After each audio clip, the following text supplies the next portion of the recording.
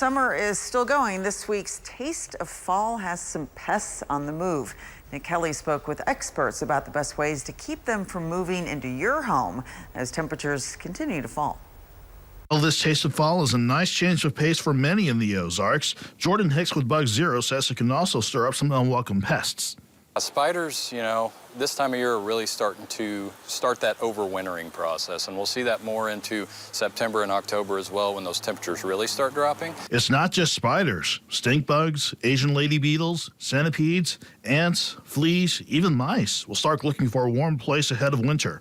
Essentially, they're chasing the food sources inside. Then when they get inside, it's nice and cozy, right? So they want to stay in the home for the winter time. Although tempting to flock to hardware stores for pesticides to get rid of the problem, pest control experts say those products may not be effective and could end up being dangerous for your family and pets.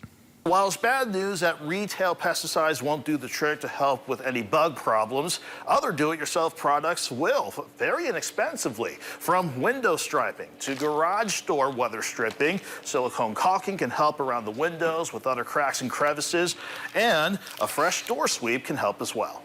Sealing those cracks and crevices on the exterior, any of those entry points, around plumbing penetrations, your windows and doors, things like that will be a big help from letting those pests get inside in the first place. Other preventive steps include getting rid of wet areas in and around your home to prevent bugs from gathering. Taking out the trash regularly and limiting food sources can also help. Mice love dog food and seeds and things like that. A lot of people will keep those in their garages.